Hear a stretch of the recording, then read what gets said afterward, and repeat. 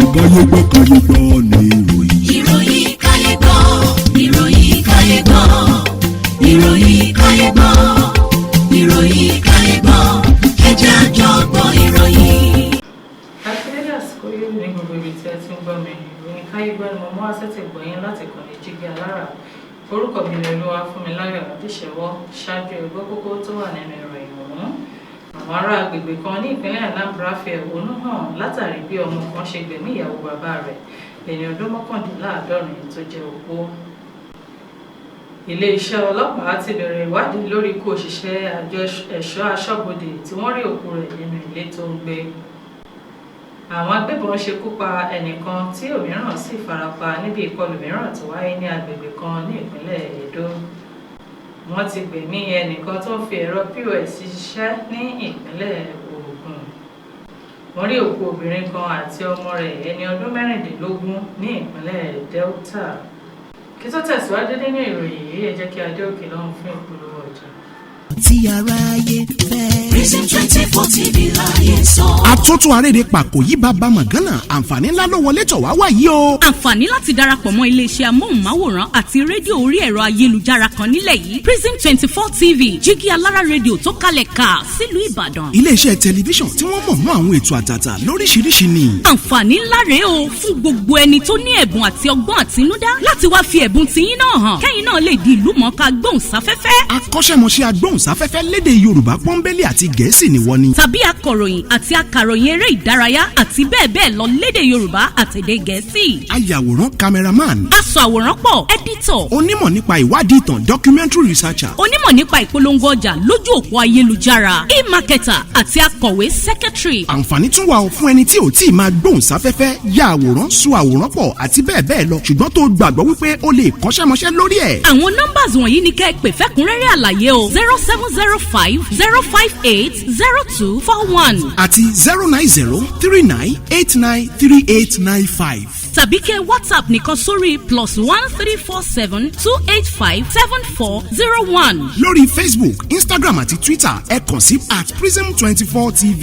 wá lo ẹ̀bùn tiẹ̀ náà níbi táyé ó ti gbà ọ́ ní Prism 24 TV jígí alára rédíò a máa retí yín o. Prison 24 TV jígí alára rédíò ní gbogbo àwọn tó dámọ̀ ń gbọ́.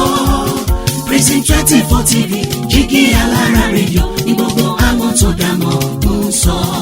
Tẹlifíṣàn kan àrà ọ̀tọ̀ tí aráyé ń fẹ́. Prison 24 TV láyé sọ. Ó ti akájọ tẹ̀ síbi táyé ti. Ẹ káàbọ̀ padà láti òkè lọ́hùn-ún. Ìròyìn ọ̀hún rèé lẹ́kùnrẹ́rẹ́.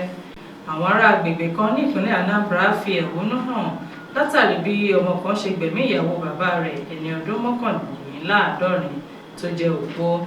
Àwọn ènìyàn ní agbègbè Òjòtò ní ìjọba ìbílẹ̀ Idemili South ní ìpínlẹ̀ Anambra ní ọjọ́ Ajé Monday ti ṣe ìwọ́de lórí ikú opó kan ẹni ọdún 69 tó jẹ́ ọmọ bíbí agbègbè náà tí wọ́n pè ní Ifeoma Ajuluchukwu.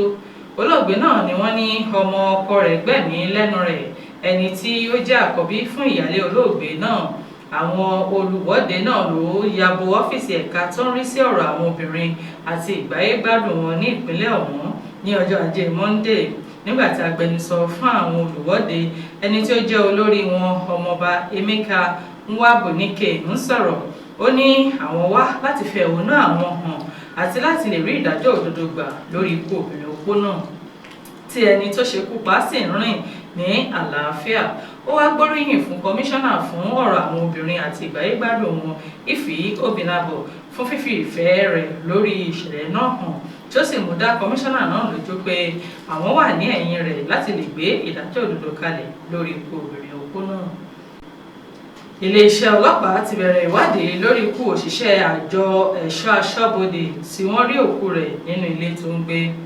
Àjọ ẹ̀ṣọ́ aṣọ́bodè ti ní àwọn ti fi ẹ̀rí tó rọ̀ mọ́ ikú ọ̀kan lára òṣìṣẹ́ wọn lé àwọn agbófinró lọ́wọ́ láti ṣe ìwádìí àti láti wá àwọn ohun tó rọ̀ mọ́ ikú òṣìṣẹ́ wọn Abdulwahab Magaji tí wọ́n rí òkú rẹ̀ ní ilégbé rẹ̀ ní ọjọ́ 6 oṣù karùn-ún ọdún yìí.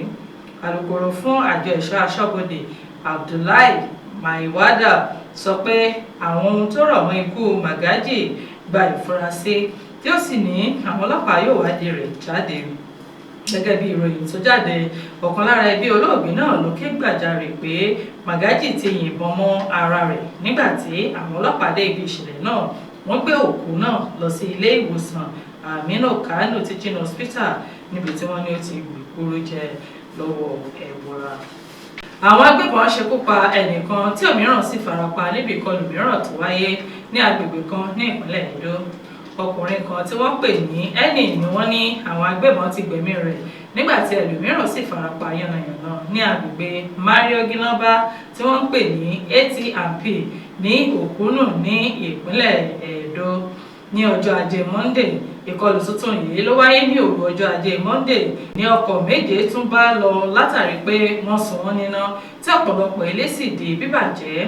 Àwọn agbébọn náà ni wọ́n fi lẹ́tà kan sí àyà olóògbé náà níbi tí wọ́n ti ń béèrè fún ìdá 25 nínú 100 ìdókòwò ní iléeṣẹ́ Okomu-Oil tí wọ́n sì tún fẹ́ jẹ́ alábàáṣiṣẹ́pọ̀ pẹ̀lú iléeṣẹ́ náà. Àwọn agbébọn náà ni wọ́n ní àwọn jẹ́ ajìjàgbara fún àwọn ìjọ tí wọ́n sì ní ilẹ̀ tí Okomu-Oil ti ń dáko jẹ́ ti àwọn. Kọmíṣánná fún àwọn ọlọ́pàá ní ìpínlẹ̀ náà Fúnṣọ́ Adégbóyè ní àwọn ti ṣètò láti jẹ́ kí ètò ààbò gbogbo sí ní agbègbè náà. Wọ́n ti gbẹ̀mí ẹnìkan tó ń fi ẹ̀rọ POS ṣiṣẹ́ ní ìpínlẹ̀ Ogun. Àwọn agbébọn tí wọ́n fura sí pé wọ́n jẹ́ adigunjalè ni wọ́n ti gbẹ̀mí ẹnìkan tó ń lo ẹ̀rọ POS fi ṣiṣẹ́ ní agbègbè Òkè Lantoro ní ìlú Abẹ́òkúta tó jẹ́ olú ìlú ìpínlẹ̀ náà ní ọjọ́ Àìkú Sunday.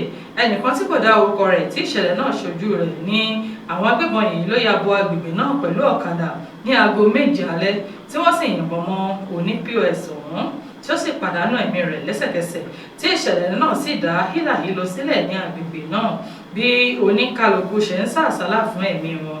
Ẹni náà tẹ̀síwájú pé ìdásí àwọn agbófinró ló dá àlàáfíà padà sí agbègbè ọ̀hún. Agbẹnusọ fún iléeṣẹ́ ọlọ́pàá ní ìpínlẹ̀ náà SP Ọmọlọ́lá Odùtọ́lá ní ìṣẹ̀lẹ̀ náà ló jẹ́ ti ìdigunjalè pé kì í ṣe ìkọlù àwọn ẹgbẹ́ òkùnkùn tí ó sì pe orúkọ ẹni tí wọ́n gbẹ̀mí rẹ̀ ní Mutiu Sàlàkọ́. Agbẹnusọ náà wá fi kún un pé àwọn ti bẹ̀rẹ̀ sí ní wá àwọn tó ṣiṣẹ́ láabi náà.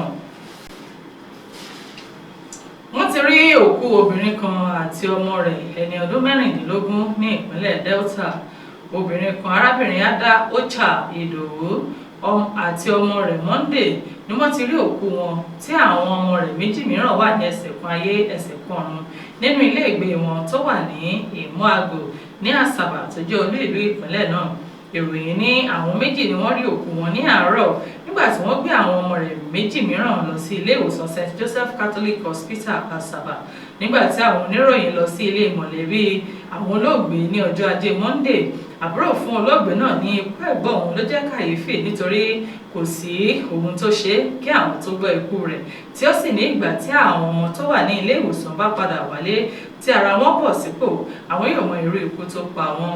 Alukoro fún iléeṣẹ́ ọlọ́pàá SP Bright Edafe ní ìròyìn tó tẹ̀ àwọn lọ́wọ́ ni pé àwọn olóògbé náà pàdánù ẹ̀mí wọn látàrí ìfín ẹ̀rọ amúnáwá jẹnẹrétọ̀ tí ó sì ní wọn yóò ṣe àyẹ̀wò lórí àwọn òkú náà láti mọ ohun tó pa ikú wọn.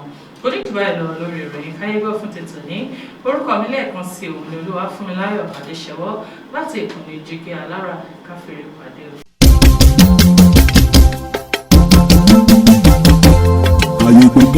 Kayegbo ni ìròyìn. Ìròyìn Kayegbo, ìròyìn Kayegbo, ìròyìn Kayegbo, ìròyìn Kayegbo.